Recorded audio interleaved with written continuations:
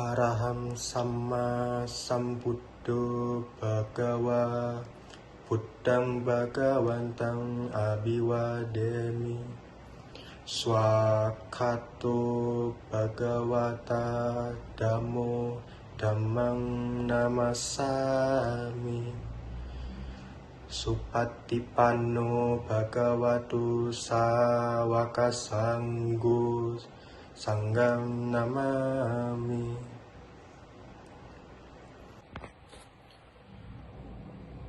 Wisanta Jataka, memalukan jika, dan seterusnya. Kisah ini diceritakan oleh sang guru ketika berada di Jetawana mengenai Sariputta, Panglima Dhamma. Menurut kisah yang diceritakan secara turun-temurun pada semasa itu, Sariputta Thera sangat suka makan kue yang terbuat dari tepung, sehingga para penduduk datang ke wihara dengan membawa sejumlah kue tersebut.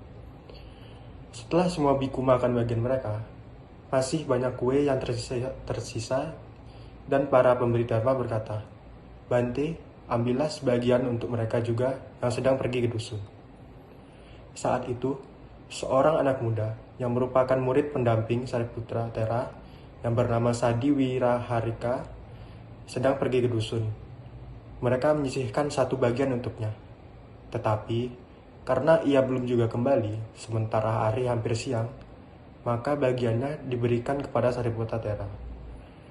Ketika bagian itu telah dimakan oleh Sariputta Thera, anak muda itu pun tiba. Karena itu, Sariputta Thera menjelaskan hal tersebut kepadanya. "Awuso, saya telah memakan kuemu yang sebenarnya disisihkan untukmu." "Ah," jawabnya tidak senang. "Bante, kita semua juga suka makanan yang manis." Sariputta Thera merasa sangat bersalah. Hingga ia berkata, "Mulai hari ini, saya bertekad tidak akan pernah memakan kue tepung lagi." Dan mulai saat itu, menurut kisah yang diceritakan secara turun-temurun, Sariputta Thera tidak pernah menyentuh kue tepung lagi. Pantangan ini diketahui secara umum di kalangan sangga. Dan saat para biku duduk membicarakan hal tersebut di balai kebenaran, sang guru bertanya, "Apa yang sedang kalian bicarakan, para biku, dengan duduk bersama di sini?" Setelah menceritakan hal tersebut, beliau berkata, "Para biku, sekali Sariputta melepaskan sesuatu, ia tidak akan pernah mengambilnya lagi, walaupun nyawanya sendiri menjadi taruhan." Setelah mengucapkan kata-kata tersebut, beliau menceritakan kisah kelahiran lampau ini. Pada suatu ketika, Brahmata memerintah di Benares.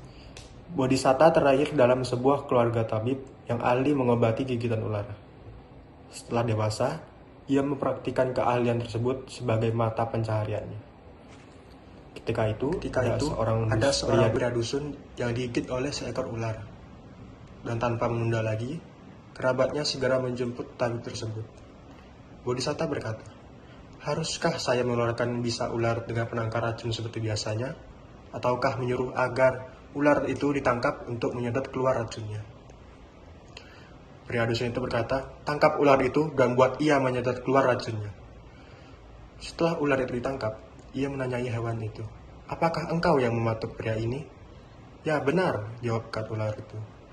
"Kalau begitu, sedot kembali racunmu itu dari luka tersebut." "Apa? Menyedot kembali racun yang telah saya keluarkan?" seru ular itu. "Saya tidak pernah dan saya tidak akan pernah melakukannya."